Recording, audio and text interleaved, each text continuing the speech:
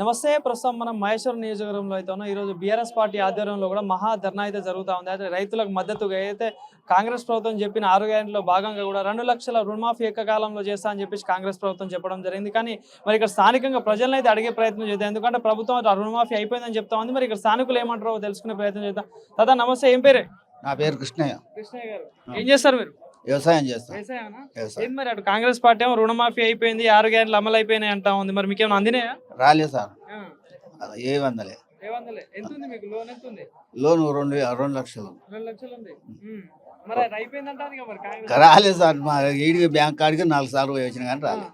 ఏమంటారు మరి ఆ బ్యాంకు వాళ్ళు? ఏమంటారు? రాలేదంటారు. వాళ్ళు ఏమంటారు? రాలేదంటారు. మరి కాంగ్రెస్ ఏమో చేసినామంటారు కదా మరి. చేసినామంటే ఇంకా కొంతమందికి వాళ్ళే పడతాయి అంటారు, కానీ ఇక ఆడిపోతే వాళ్ళు రాలేదు. ఎట్లా అనిపిస్తుంది మరి కాంగ్రెస్ ప్రభుత్వం? ఎట్లా అనిపిస్తుంది అంటే రావాలి అనిపిస్తుంది, ఇస్తలేడు, ఇక ఊరుకున్నాం అంతే. నాకు పింఛన్ కూడా రాదు, ఇప్పటికీ 65 ఏళ్ళు నాది. 65 ఏళ్ళు వచ్చినాయి. రాలే, మొదలే వస్తలేదు. అప్పుడు రాలే, ఇప్పుడు వస్తలేదు. 4000 ఇస్తా అన్నారు కదా, మరి అప్లై చేసుకున్నావా? అప్లై ఎన్ని మాట రాసి ఇచ్చినా వస్తానే లేదు. ఇది ఎందుకో మరి నేను రాపిస్తున్నా. ఆయనగా సర్పంచ్ ఆయన ఉండగా ఆయనతో రాపించిన, ఇది రాపించిన, ఎప్పుడు వస్తలేదు. అప్పుడు కూడా రాలే, అప్పుడు రాలే, ఇప్పుడు వస్తలేదు. అది ఎందుకో మరి. అప్పుడేమో ఏండ్లు లేవు అన్నారు, ఇప్పుడు 65 నడుస్తుంది నాకు. ఇప్పటికీ నాకు పింఛన్ లేదు. అప్లై చేసినా కానీ కాగితాలు ఇస్తున్నా కానీ మళ్ళీ వస్తలేదు. మరి ఏం చేద్దాం మరి. ఇక వచ్చిన వాళ్ళకి ఇస్తాడు, ఇక రాని వాళ్ళకు మరి ఇస్తాను చెప్పలే, ఇంక ఇస్తలేడు అంతే. 2 లక్షల రుణమాఫీ ఒక 25 నుంచి 30% జనాలకి అయ్యింది. ఏ బ్యాంకులో చూసినా కానీ 100% రుణమాఫీ అనేది కాలేదు. ఈ ప్రభుత్వము అనేక ఆంక్షలు పెట్టింది. గతంలో అధికారంలోకి వచ్చినప్పుడేమో 2 లక్షల రూపాయలు ఏక మొత్తంలో మేము రుణమాఫీ చేసేస్తాము, 2 లక్షలు తీసుకొని రైతులు ఎవరైనా ఉంటే ఇమ్మీడియట్ పోయి తీసుకోర్రి, మేము డిసెంబర్లో అధికారంలోకి వచ్చేస్తున్నాము, డిసెంబర్ 9వ తారీఖు నాడు మీకు 2 లక్షల రూపాయలు ఏకకాలంలో చేస్తామని చెప్పేసి గతంలో రేవంత్ రెడ్డి గారు చెప్పారు. అదే రకంగా మన ఢిల్లీ నుంచి వచ్చినటువంటి రాహుల్ గాంధీతో కూడా మాట్లాడించినటువంటి తుక్కుగూడ సభలో మాట్లాడించినటువంటి సందర్భం ఉన్నది. కానీ ఈ రోజు వరకు డిసెంబర్ పోయింది, జనవరి పోయింది, మార్చి, ఏప్రిల్, మే, జూన్ పోయింది, మళ్ళీ డిసెంబర్ దగ్గరకు వస్తుంది. దాదాపు ఇంకో నెల అయితే డిసెంబర్ కూడా వస్తుంది. కానీ ఎక్కడ కూడా మరి 30% మించి రైతులకు రుణమాఫీ ఇవ్వలేదు. ఏ గ్రామానికి పోయినా కాబట్టి ఒక రుణమాఫీ కాకుండా గతంలో అధికారంలోకి రాకంటే ముందు మరి వాళ్ళు మేనిఫెస్టోలో పెట్టుకున్నారు. కేసీఆర్ గారు 10,000 రూపాయలే, మన పంటకు 5,000 రూపాయలే మేము మన రైతు బంధు ఇస్తున్నామని చెప్పారు.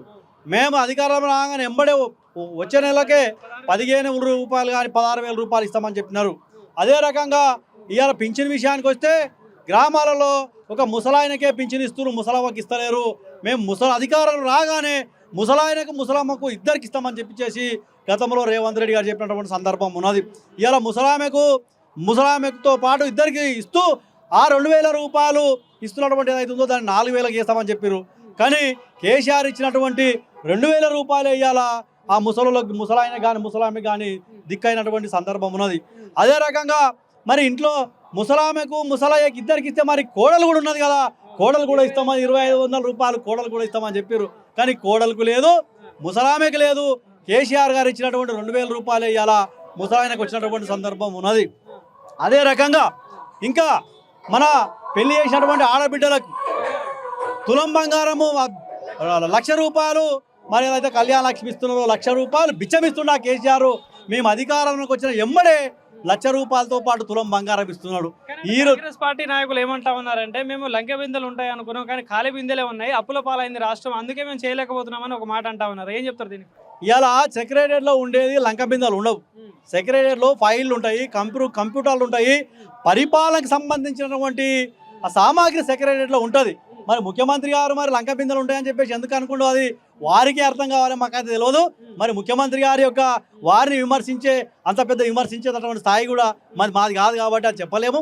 కాబట్టి సెక్రటరియట్లో ఉండేది లంక బిందెలు కాదు, పరిపాలనకు సంబంధించినటువంటి సామాగ్రి ఉంటుందని చెప్పేసి ముఖ్యమంత్రి గారు గ్రహించాల్సిన అవసరం ఉన్నదని చెప్పేసి సందర్భంగా ఇప్పుడు 6 గ్యారెంటీల విషయంలో కూడా గ్రామ స్థాయిలో మీరు తిరుగుతూ ఉంటారు. మరి గ్రామ ప్రజలు ఏమంటా ఉన్నారు? ఎందుకంటే దగ్గరలో స్థానిక ఎన్నికలు కూడా రాబోతున్నాయి. ఒక పక్క కాంగ్రెస్ పార్టీ ఏమో 6 గ్యారెంటీలు అమలైపోయినాయి, ప్రజలు మా పట్ల సంతోషంగా ఉన్నామని చెప్తా ఉన్నారు. సో మరి ఎట్లా ఉంది కాంగ్రెస్ పార్టీ అంటే గ్రామ స్థాయిలో పరిస్థితి?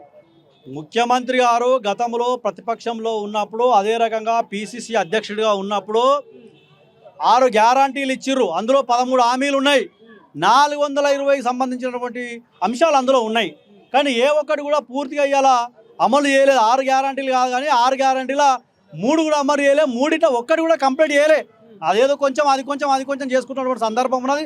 కాబట్టి ఇవాళ ఈ రాష్ట్రంలో కానీ ఎక్కడ కూడా ఇవాళ కాంగ్రెస్ పార్టీ ప్రజలు నమ్మే పరిస్థితి లేరు.